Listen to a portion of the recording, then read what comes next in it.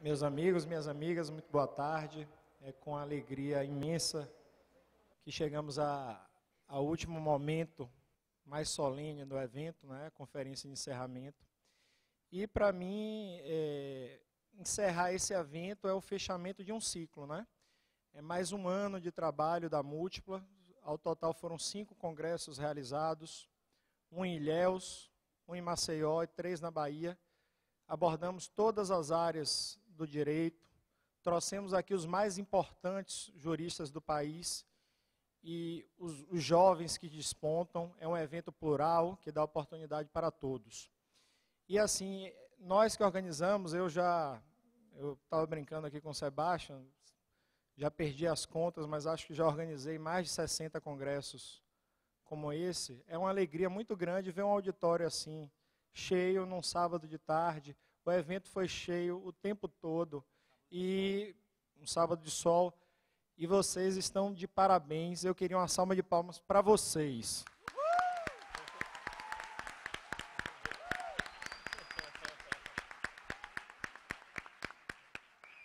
A minha maior tristeza é, às vezes, convidar um grande nome e o congresso ter muitos inscritos e a gente ter que ficar adiando o começo da manhã ou qualquer coisa assim. Mas esse evento, assim, eu considero o melhor evento do ano. Foi sensacional. Tivemos aqui, mesclamos, né, juristas de outra geração, juristas mais jovens, perfis, todos os tipos, de todos os gostos, é muito bom.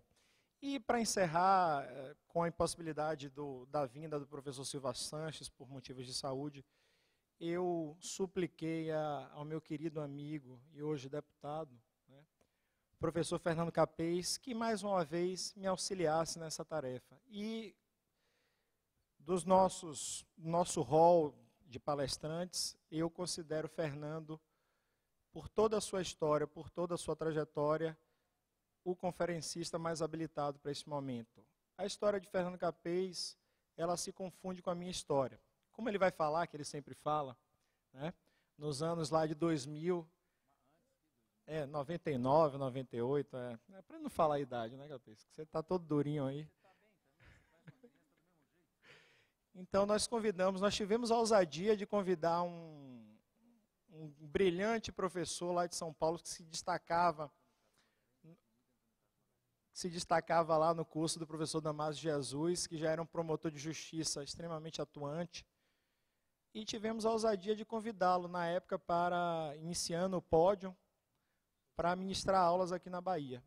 E o professor Capês, sem saber direito quem estava convidando, aceitou de plano e foi o nosso professor por alguns anos, e eu considero ele o nosso professor, junto com o professor Sebastião aqui, que também é fundador, o nosso professor, o nosso decano, né, Capês? Você realmente começou toda a minha trajetória e participa não só dos cursos, dos eventos de pós-graduação, é um dos maiores autores na área de ciências criminais, é referência para quem estuda. E eu gostaria aqui de fazer uma menção e convidar, eu sei que ela está um pouquinho cansada, mas eu queria, por favor, professora auxiliadora, tome assento aqui na mesa, que esse congresso é seu.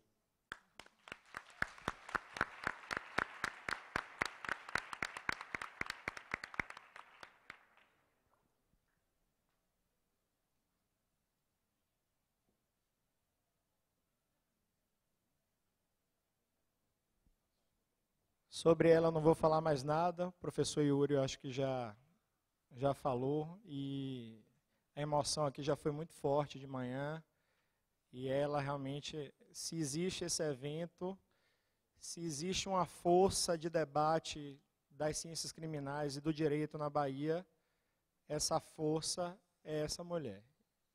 Essa pequena, grande mulher, que eu considero que os nossos laços vão muito mais dos laços profissionais. É uma pessoa muito querida e muito especial, né?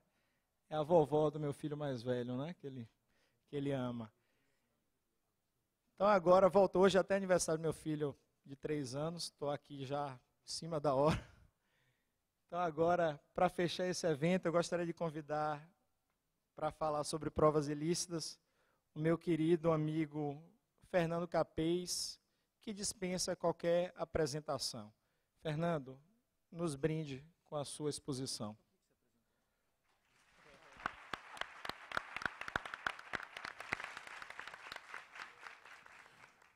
Boa tarde. Queria, em primeiro lugar, cumprimentar esse talentoso empresário, educador, apaixonado pela Bahia, esse grande brasileiro, Chiquinho. A nossa história, realmente, nós estamos conservados, você está melhor que eu, mas nós dois estamos conservados, começa em 1997. Quando eu recebo um telefonema na minha promotoria, na capital paulista, do então sócio e amigo Fontinelli. E o Fontinelli queria que eu viesse dar aula uma vez por semana em Salvador. Meu Deus, mas como é que vai ser isso? Você pega o avião, vem à noite, dá uma aula de noite, de manhã e já pega o avião e volta rapidinho. Eu preciso que você me ajude, que eu estou implantando um novo curso em Salvador. E tal foi a simpatia desse pessoal, logo ficou uma amizade forte, familiar, que eles me convenceram. Eu vim dar aula naquilo que seria o curso Pódio, na Avenida Antônio Carlos Magalhães, num subsolo, 2 classes de 40 alunos. Ali eu pude dar a primeira aula, fui apresentado, recebi a saudação de um jovem professor recém-formado, que viria a se transformar num dos maiores juristas, Dr. Pablo Stolze Galeano, Dr. Fred Didier, e lá nós começamos os congressos, as vindas, e hoje eu fico orgulhoso quando vejo a Múltipla realizando tantos congressos internacionais, trazendo os grandes juristas de todo o mundo, sabendo aproveitar o potencial econômico e turístico de Salvador e da Bahia para trazer os maiores penalistas da Europa com inteligência e hoje se transformando num dos principais, se não o principal, centro de congressos jurídicos do país. É bonito, e eu vejo que você também está emocionado e tem que estar, porque isso você conquistou, com o seu trabalho, com o seu carisma, com a sua simplicidade, com essa humildade que somente as pessoas que pensam longe e querem chegar longe possuem. O arrogante, o prepotente, aquele que se julga melhor do que os outros, esse tem uma trajetória curta, porque ele pode até, por maior que seja a sua cultura, ele é pequeno de espírito, e sendo assim, ele não pode conquistar e realizar grandes projetos. O Chiquinho conquistou. Você me pediu para participar deste congresso. Eu hoje continuo professor, dou aula regularmente, continuo escrevendo, produzindo novos livros, estou terminando agora um Código de Processo Penal comentado, e atualizo pessoalmente todas as minhas obras, mas hoje eu também sou um deputado com um rol de atribuições muito grande. Ele insistiu e eu vim fazer a palestra. Tinha um compromisso à noite, eu ia vir fazer a palestra, retornar num voo, a ponto de participar de um evento, 9h30 da noite em São Paulo.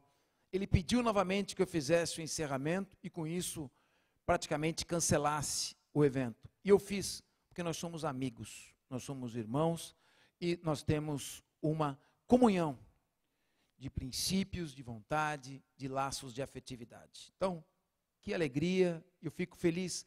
Essa sua felicidade é minha felicidade também.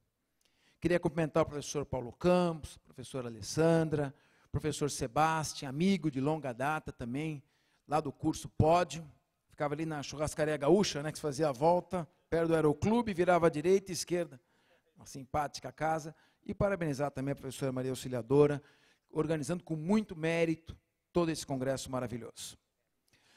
Meninos, meninas, eu me resguardei. Eu vou sortear ao final o 4º volume. Eu pedi para sortear o volume 1, 2, 3 e o 4. Mas o Chiquinho está meio seguro, deu só o volume 4. Eu vou sortear o volume... Arruma os outros, vai, Chiquinho. Eu vou sortear o volume 4 da nossa coleção Curso de Direito Penal, que tem no volume 1 a parte geral, 2 e 3 a parte especial, e o volume 4 são 15 leis criminais comentadas. Eu vou sortear este livro aqui. E vou sortear também o curso de processo penal. Com isso, eu me resguardo. Se porventura você que ficou até agora, está cansada, está cansado, é o encerramento, e ao final achar a palestra uma droga, pelo menos se você ganhar o livro, você não fica tão triste, não fica, né, tão decepcionada. Então eu vou fazer esse sorteio e vou falar com vocês sobre provas ilícitas. Eu tenho uma palestra de direito penal que eu faço sempre aqui, que é a teoria constitucional do direito penal, que eu vou analisando toda a evolução do direito penal, o fato típico, e é uma palestra leve, com muitas piadas, em que a gente pode ter informações de temas profundos de uma maneira leve e didática. Mas o Chiquinho pediu que eu me concentrasse na área do processo penal e pediu que eu fizesse uma palestra sobre um dos temas mais palpitantes, polêmicos e atuais do direito criminal brasileiro, que é a admissibilidade ou inadmissibilidade das provas obtidas por meios ilícitos. É sobre isso que eu vou falar, de uma maneira objetiva, tem que ser 40 minutos, você falou, vou procurar obedecer rigorosamente este prazo, certo? Então, só que não está computada a apresentação, né? 40 minutos a partir de agora, tá bom? Pronto. Bem, a Constituição Federal de 5 de outubro de 1988 mudou o nosso país. E ao mudar o nosso país, mudou e transformou radicalmente o ensino jurídico no Brasil. Quem estudou o direito penal e quem estudou o processo penal antes da Constituição Federal de 1988, não conhece o direito penal atual e o processo penal atual se não se atualizou. Por quê? Porque nós passamos de um perfil político constitucional para outro. Nós vivíamos o estado formal de direito, em que nós tínhamos garantias meramente formais. Um estado que buscava a igualdade exclusivamente no plano formal, utópico. E passamos de um estado formal de direito para o estado democrático de direito. E esta expressão, contida no artigo 1º caput da Constituição, revolucionou todo o ordenamento jurídico nacional. Estado democrático de direito. O Estado democrático de direito é aquele que tem um compromisso normativo em buscar a igualdade sob o plano formal. Todos são iguais perante a lei, logo o Estado tem o dever de fazer leis iguais para todos. Mas não só isso, o Estado democrático de direito está comprometido com a igualdade no plano formal e também no plano material, real, concreto, efetivo. Ele tem metas de atuação para reduzir a desigualdade social, para reduzir e combater toda e qualquer forma de preconceito, para combater a improbidade administrativa e, assim, zelar para que os recursos sejam obtidos de maneira a diminuir o abismo social da sociedade. Portanto, o Estado democrático de direito se compromete com a igualdade no plano formal e no plano material. E com isso ele manda um recado ao direito. Direito, aqui, sob este modelo político-constitucional, qualquer ramo do direito, obrigatoriamente, deverá ter forma e conteúdo. Para ter conteúdo, qualquer ramo do direito não pode se limitar a uma perspectiva meramente positivista. é necessário que, muito mais do que as regras infraconstitucionais, se persigam os princípios que informam cada uma das ciências. Operador do direito, não se limite a decorar leis, porque muitas vezes uma lei pode ser aplicada de um modo totalmente contrário à sua própria letra escrita. Não adianta simplesmente limitar-se à descrição abstrata contida na lei. É necessário buscar o seu real sentido, a sua real aplicação ao caso concreto. Por quê? Porque o Estado democrático de direito percebeu que no momento em que uma lei é feita, num gabinete fechado, num parlamento que muitas vezes é movido por toda sorte de pressões e interesses, no momento em que uma lei é feita abstratamente, ela pode se aplicar no futuro para uma infinita variedade de situações muito diferentes entre si. E, portanto, o operador do direito deve ter a liberdade de, no momento de aplicar a lei ao caso concreto, analisar a situação de acordo com os princípios derivados da Constituição. Por isso que, hoje, o direito penal passa a ser um direito penal constitucional. De maneira que crime não é apenas aquilo que está descrito em lei como crime. Crime é aquilo que está descrito em lei como crime, desde que tenha conteúdo de crime. E, portanto, os princípios constitucionais de direito penal informam todo este ramo da ciência jurídica. Para saber se existe crime, a conduta deve subsumir-se numa descrição contida na lei. Mas, além disso, a conduta deve ter conteúdo de crime. E aí eu sou obrigado a analisar os princípios constitucionais do direito penal. Insignificância ou bagatela, ofensividade, intervenção mínima, proporcionalidade, direito penal do fato, exclusiva proteção do bem jurídico e assim por diante. Portanto, do Estado democrático de direito parte um gigantesco princípio, que é o princípio da dignidade humana. Do princípio da dignidade humana derivam subprincípios, esses que acabei de falar. E cada um desses princípios acaba sendo aplicado ao ordenamento infraconstitucional, para chegar no caso concreto.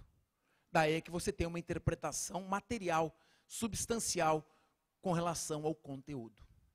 Do mesmo jeito que o direito penal é informado pela dignidade humana, da qual derivam subprincípios, o processo penal é um processo penal constitucional.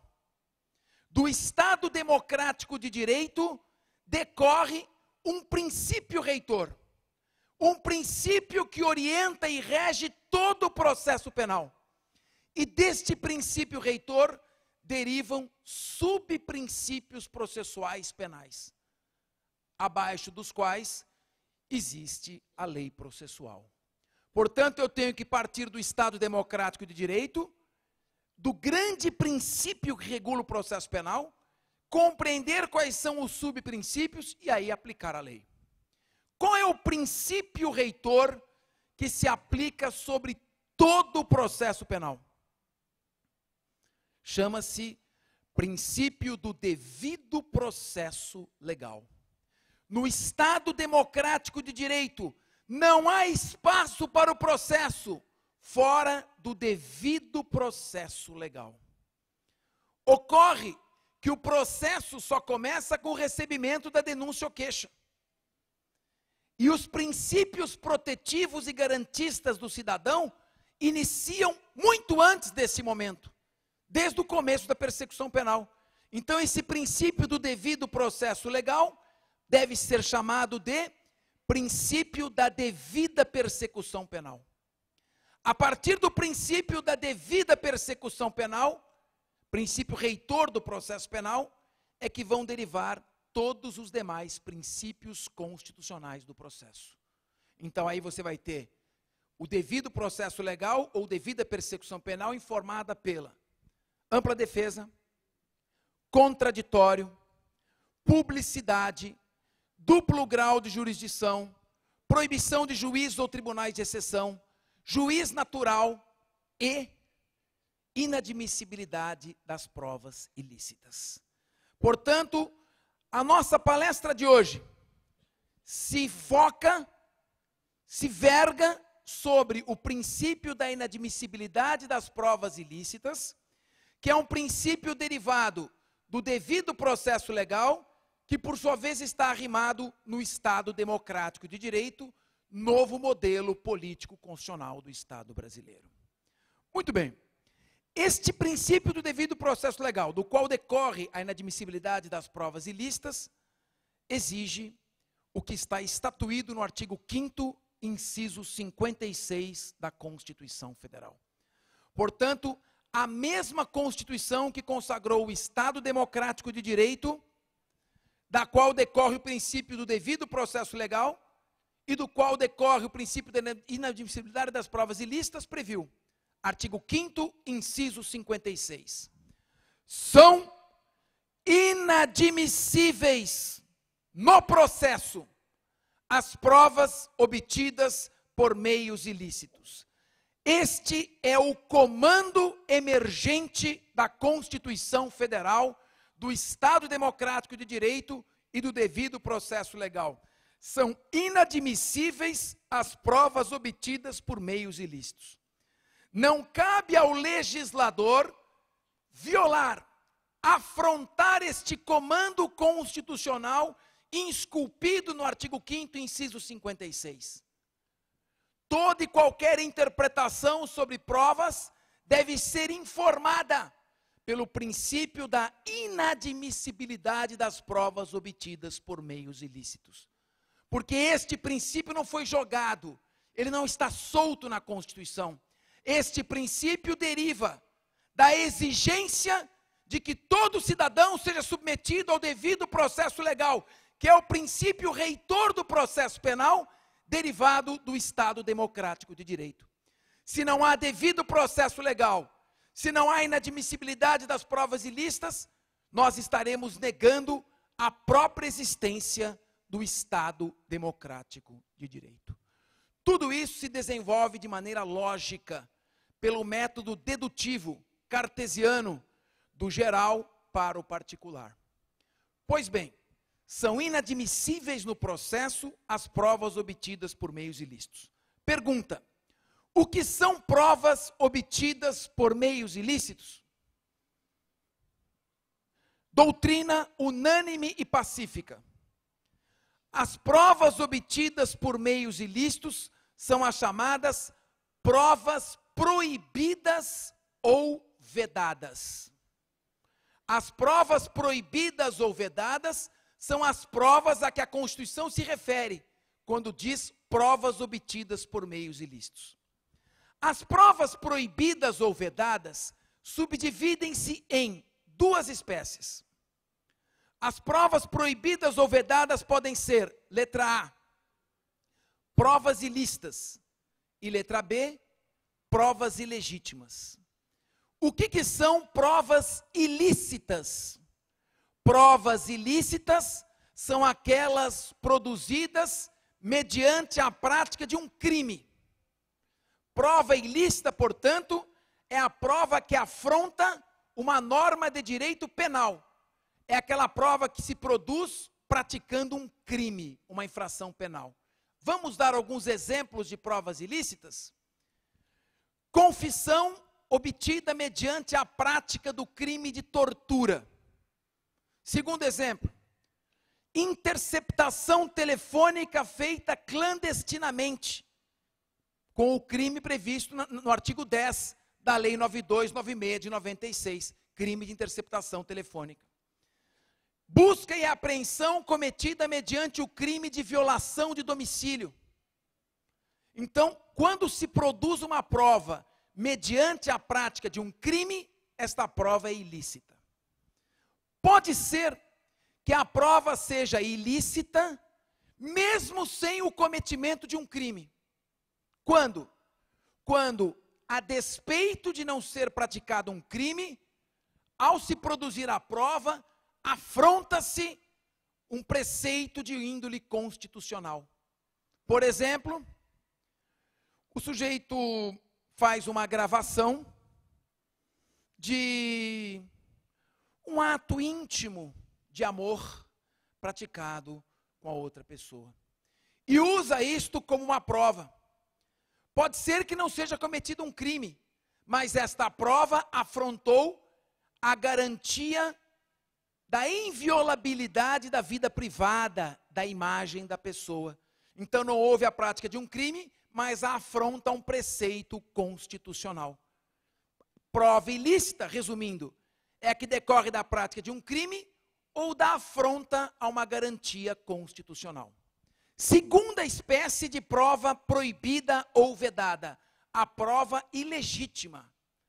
Prova ilegítima é aquela produzida com afronta a um preceito processual e não penal. Por exemplo, durante os debates no tribunal do júri, um dos tribunos exibe um documento que não estava juntado aos autos. Ele não pode, ainda que aquele documento seja essencial para o esclarecimento da verdade, não pode ser exibido durante os debates do júri nenhum documento que não esteja juntado aos autos e notificado à parte contrária com 3 dias de antecedência. É uma violação a um preceito processual. Esta prova é ilegítima e o júri nulo. Outro exemplo de prova ilegítima: infrações penais que deixam vestígio. Se a infração penal deixou vestígio, só pode ser produzida uma única prova: exame de corpo de delito. Artigo 158 do Código de Processo Penal. Tem uma fratura no braço. Em vez de se fazer o exame de corpo de delito, a parte junta. O Ministério Público junta radiografia, relatório médico, testemunha, depoimento. O juiz vai perguntar: não dava para ter feito o exame de corpo de delito? Dava, mas optamos em fazer assim. Nulas todas as provas. Mas espera um pouco, estão esclarecendo a verdade. É uma exceção à verdade real. Não se admite a prova. É uma prova ilegítima, porque afronta um dispositivo processual. Outro exemplo: estado de pessoas, vivo, morto, casado, solteiro, divorciado. O Código de Processo Penal é expresso: só se prova com certidão. Não adianta usar testemunha para querer provar isso. A prova será ilegítima, porque afronta um dispositivo processual. O artigo 155, parágrafo único. Moral da história: quando a Constituição diz: são inadmissíveis no processo as provas obtidas por meios ilícitos, ela está se referindo às provas vedadas ou proibidas, que se subdividem em provas ilícitas e provas ilegítimas. Violou direito material, prova ilícita. Violou direito processual, prova ilegítima. Esta é a vontade constitucional. Tranquilo? Muito bem. Vem então o nosso Código de Processo Penal, a Lei 11.690, de 2008. E o que diz a nova redação do artigo 157, caput do Código de Processo Penal?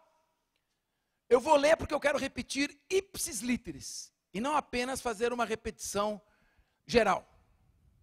São inadmissíveis, até aí tudo bem, né? Repetiu. Devendo ser desentranhadas do processo. Não apenas são inadmissíveis, como tem que ser desentranhadas do processo, para depois serem destruídas. Bom, o que são inadmissíveis devendo ser desentranhadas do processo? Vamos ver o que diz aqui? As provas ilícitas. Opa. E as ilegítimas? Só fala das ilícitas? São inadmissíveis, devendo ser desentranhadas do processo, as provas ilícitas, vírgula.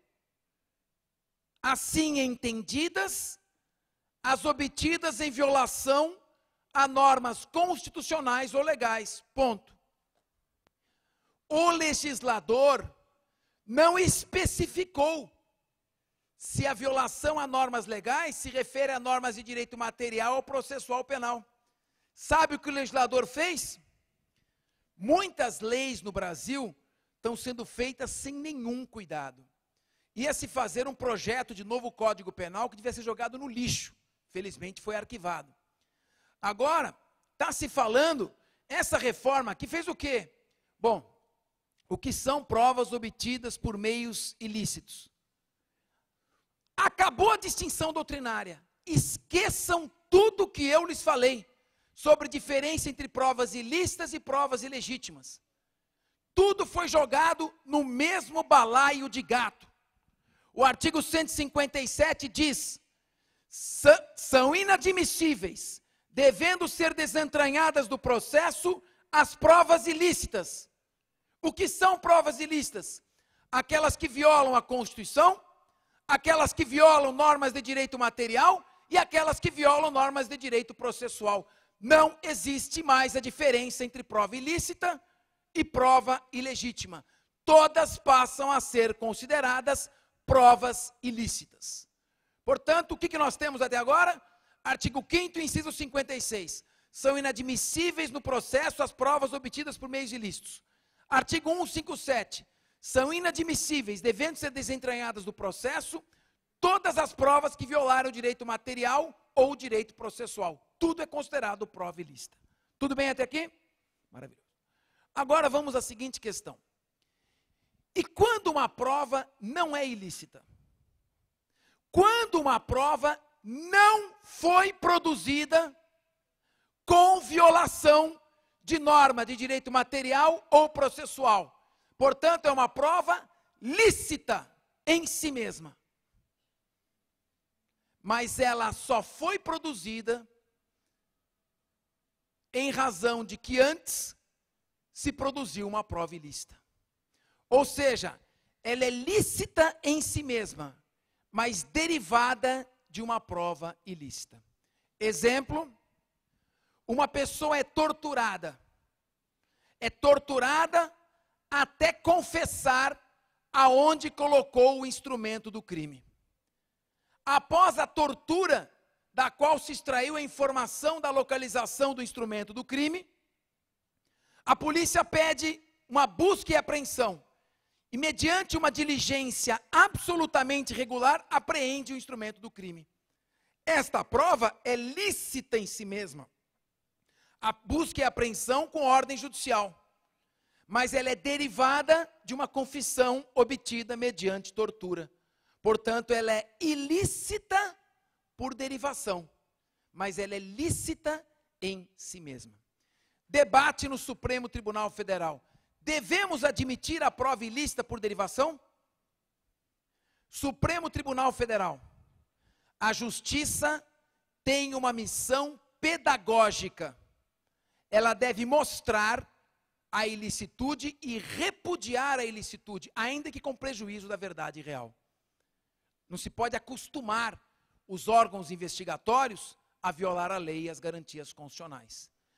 Ademais, existe um artigo, o artigo 573, parágrafo 1º, 573, parágrafo 1º, que prevê o princípio da causalidade ou sequencialidade. A nulidade de um ato provoca a nulidade de todos os atos que deles são consequência, que deles são derivados. Então, o Supremo Tribunal Federal já vinha entendendo que a prova ilícita por derivação seria nula. Muito bem. Sabe quando que se originou isso? Essa teoria de que uma prova ilícita por derivação não deve ser admitida, ela é originária do direito norte-americano. Em 1920, olha só, há quase 100 anos, em 1920, a Suprema Corte Americana enfrentou pela primeira vez essa questão, num caso de uma companhia, Silverthorne Lumber, o caso Silverthorne Lumber Company contra Estados Unidos. A Suprema Corte Americana teve que analisar se deveria admitir ou não uma prova ilícita por derivação, e não admitiu. Em 1939, 19 anos depois, esse caso foi novamente analisado pela Suprema Corte Americana, num caso chamado Nardone versus United States. E neste caso, em 1939, a Suprema Corte voltou a repudiar a prova ilícita por derivação. Mas agora deu nome a uma teoria. Teoria dos frutos da árvore envenenada. Fruits of poisonous tree. Os frutos da árvore envenenada. Uma árvore envenenada, que é a confissão obtida mediante tortura, nesse meu exemplo, só pode dar frutos envenenados. Tudo aquilo que decorrer da árvore envenenada contém este veneno e, portanto, será nulo. De maneira que uma prova ilícita só poderá produzir, em consequência, provas ilícitas, ainda que sejam lícitas em si mesmas, mas como originárias de uma prova ilícita, não serão admitidas. Frutos da árvore envenenada. Particularmente, eu já vou colocar isso até na próxima edição do meu livro, essa teoria é um pouco mais antiga do que o caso de 1920. Essa teoria já vem ensinada e anunciada no Evangelho segundo São Mateus, no capítulo 7, verso 17. Uma árvore má só pode dar frutos maus.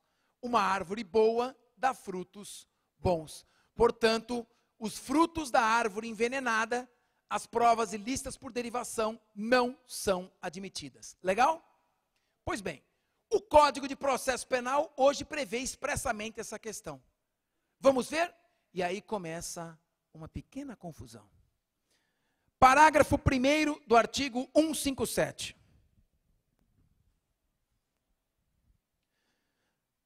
São também inadmissíveis as provas derivadas das ilícitas. Alguma dúvida? Se existia algum debate, acabou. São também inadmissíveis as provas derivadas das ilícitas, vírgula, salvo. Agora eu vou pedir a sua atenção. Se eu tiver que falar mais 15 minutos apenas, eu vou precisar de toda a sua atenção. Porque agora eu vou falar de temas importantes, polêmicos e muito mal explicados na doutrina e na jurisprudência. Um esforcinho a mais, já estamos terminando e daqui a pouco vamos todos jantar no Sorro. Muito bem. Então, olha só. São também inadmissíveis as provas derivadas das ilícitas. Salvo? Como salvo? Vai se criar agora uma restrição ao mandamento constitucional? Salvo? Atenção! A lei vai dizer quando que uma prova lícita em si mesma, mas derivada de uma ilícita, pode ser admitida. Salvo, letra A. Letra A eu que estou pondo. Quando não evidenciado o nexo de causalidade entre umas e outras. E letra B. Querem que eu fale já a letra B? Ou explico a letra A para depois entrar na letra B? Só a letra A ou já entro na letra B? Eu vou ler o texto inteiro e aí eu explico a letra A. Falta até um pouquinho. Salvo quando não evidenciado o nexo de causalidade, ou quando as derivadas puderem ser obtidas por uma fonte independente. Qual das duas, letra A e letra B, é a teoria da fonte independente? A teoria da fonte independente, já vou explicar o que é. É a letra A ou a letra B? Eu vou ler de novo. Salvo quando não evidenciado o nexo de causalidade entre a derivada e a prova ilícita. Ou quando as derivadas puderem ser obtidas por uma fonte independente. Qual das duas é a teoria da fonte independente? Dá a impressão que é a B, não é? Mas é a A. Mas dá a impressão que é a B. Então vamos lá. O que quer dizer quando não evidenciado o nexo causal?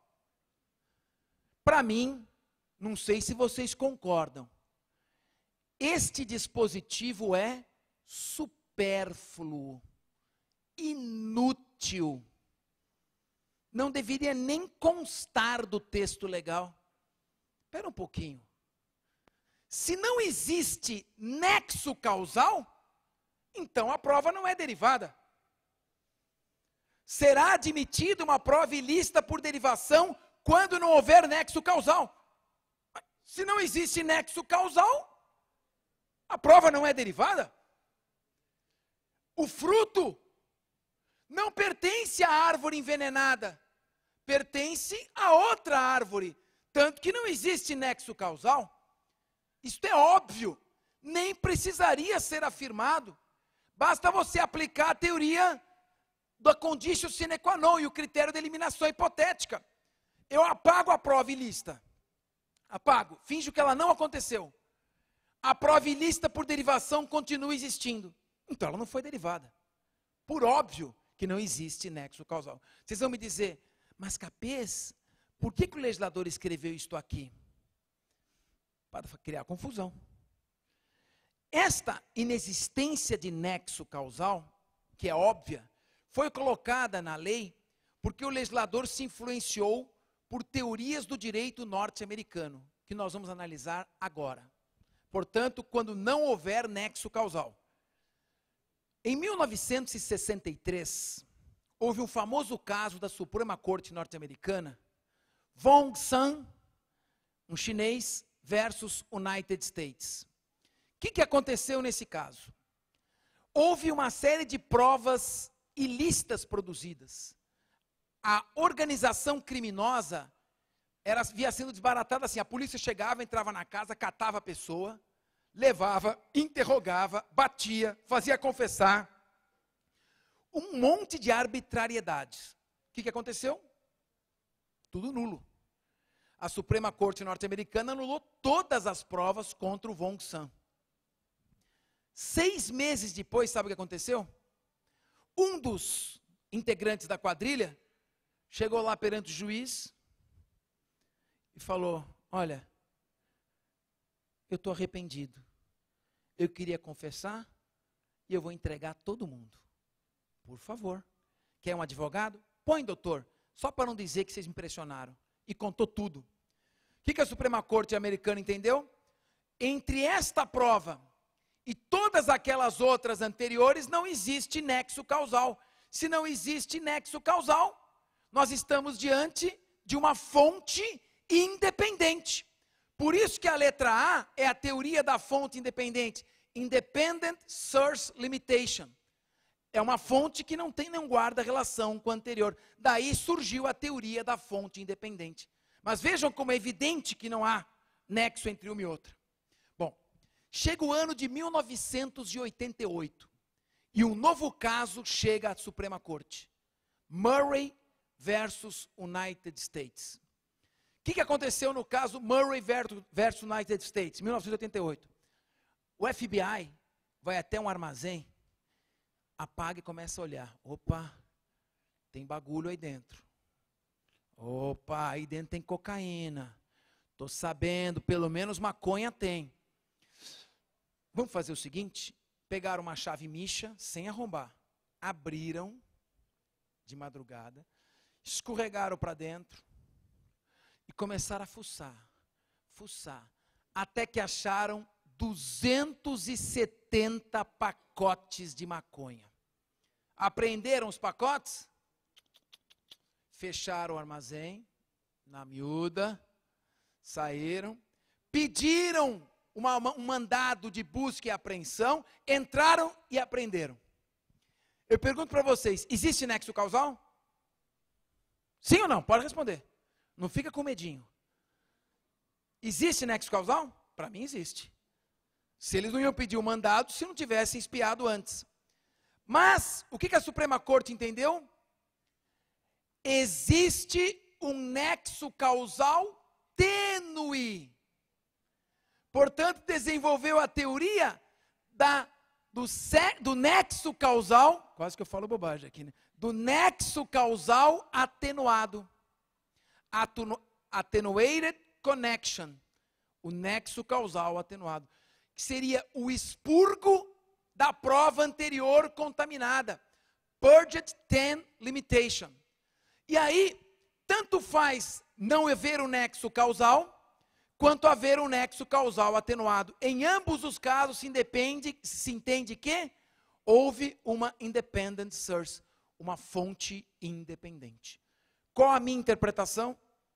Se o legislador escreveu na letra A que não existe prova ilícita por derivação, quando não evidenciado o nexo de causalidade, para mim, o legislador afastou a teoria do nexo causal atenuado. Só existe fonte independente quando não houver nexo causal. E daí surge a importância de colocar a lei. Colocou claramente para dizer que se houver qualquer nexo causal, ainda que tênue, a prova será considerada ilícita por derivação. Só quando não houver nenhum nexo causal, que se aplicará a teoria da fonte independente. Ponto. Vamos para a letra B? E aí encerramos? Letra B. Falei tanto que eu esqueci o que está na letra B. Quando as derivadas puderem ser obtidas por uma fonte independente. Podia ter usado outra expressão, né? Dá a impressão que esta que é a teoria da fonte independente. E por que não é? Porque o parágrafo 2º define o que é fonte independente. Vamos ler? O que é fonte independente? Aquela que por si só, seguindo trâmites típicos e de praxe, próprios da investigação ou instrução criminal, seria capaz de conduzir ao fato objeto da prova. Quer dizer, então, que o juiz vai fazer um recurso de imaginação. O que é fonte independente? Fonte independente é aquela que, se a polícia tivesse usado os métodos normais, teria achado. Bom, então tudo pode ser admitido. Porque você produz uma prova ilícita. É verdade, eu fiz isso, mas se eu tivesse feito aquilo, eu tinha conseguido também. Muito bem. Aí nós temos que explicar essa letra B. Essa letra B decorre de uma outra teoria. A teoria da inevitable discovery. A descoberta inevitável. Se admite sim uma prova ilícita por derivação, quando ficar demonstrado que de um jeito ou de outro, a polícia conseguiria chegar a outra prova. Agora, vocês precisam entender em que caso que isso foi baseado, porque só em hipóteses extremas como essa é que vai ser admitida a teoria da descoberta inevitável. Então, guarda bem, a letra A chama teoria da fonte independente e a letra B teoria da descoberta inevitável. Caso Nix versus William. Estado de Iowa, Estados Unidos da América. Desaparece uma menininha de 10 anos de idade. Suspeita-se que um tarado tenha sequestrado, estuprado e enterrado a criança. Sumiu a menininha. Isso ocorreu na cidade de Des Moines, uma cidade de origem francesa, mas localizada em Iowa. A polícia prende o suspeito, um maníaco sexual. Prende o suspeito em outra cidade, no mesmo estado de Iowa. Prende o suspeito na cidade de Davenport. Pega o sujeito e fala: agora nós vamos levar você de volta para Des Moines e vamos te interrogar. Eu tenho direito a um advogado. 6ª emenda da Constituição. Você tem direito a advogado. Vou ligar agora para o meu advogado. Doutor, vem para cá nesse momento, toma um avião e vem porque a polícia me prendeu. Ah, agora eu não posso. Me passa aqui o oficial que eu quero conversar com ele. Eu sou o advogado dele. Vocês estão proibidos de conversar com o meu cliente no trajeto. Eu não vou até aí. Vocês apresentem-no ao juiz de Des Moines e não conversem com o meu cliente no trajeto. 6ª emenda da Constituição. A polícia fechado, não vamos conversar. Começaram a vir, viagem longa, todo mundo no banco de trás, vai batendo aquele solzinho, cabeça encosta no ombro, vão conversando, e aí, vai cara, me conta aí como é que foi, não vale nada mesmo que nós estamos conversando, me fala aí. Não posso. Fala, cara, você que você tem capacidade para fazer o que você fez. Você não é esse covardão que estão falando, acho que você fez isso mesmo. O senhor acha? Tenho certeza. Então eu vou contar. Conta. Eu matei a menina. Eu estuprei a menina. E eu enterrei o corpo da menina. E o local que eu enterrei, vou falar para o senhor, para ver que não é mentira. Não está valendo nada mesmo? É neste ponto. E entregou o local que o corpo estava enterrado. A polícia foi, desenterrou e achou o cadáver da menina. Me parece um típico caso de prova ilícita por derivação. Foi produzida a prova original com afronta à regra de direito material, garantia constitucional, e em razão desta regra, a polícia chegou regularmente à prova ao cadáver. Suprema Corte norte-americana. Eu costumo dizer o seguinte, os argumentos bons só surgem quando a causa é boa. Se a causa é ruim, o argumento não vira. Se a causa é boa, a justiça acaba dando um jeitinho e cria o argumento.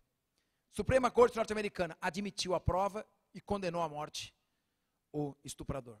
Mas como ele admitiu a prova? Teoria da descoberta inevitável.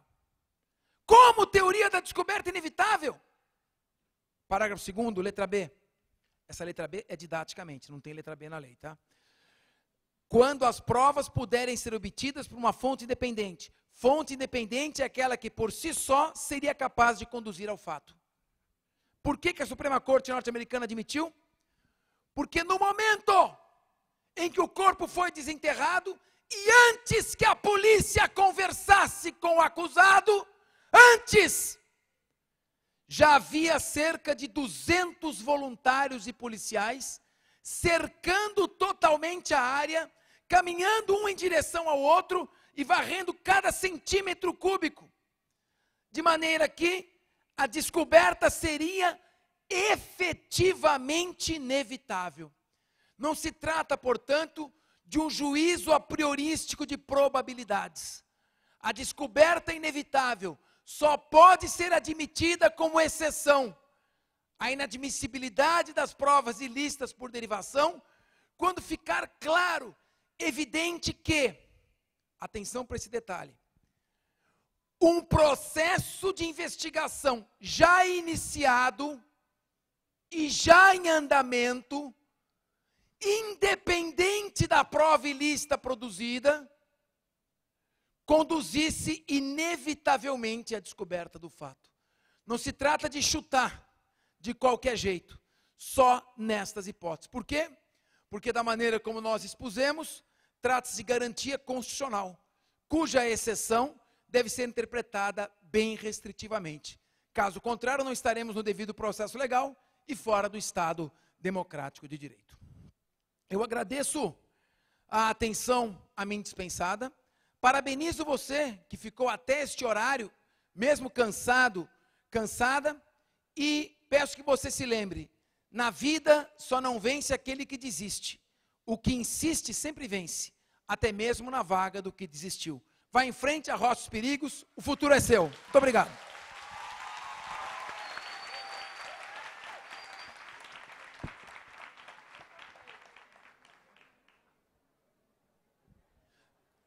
Quem ficar vai ganhar o sorteio agora. Vou sortear o volume 4 e o processo penal. Se você tem fé, fique. Eu vou falar um dia e mês de nascimento. Quem nasceu nesse dia e mês, vem para cá com a carteira de identidade que está tudo certo. Eu vou sortear o volume 4. Meu amigo aqui.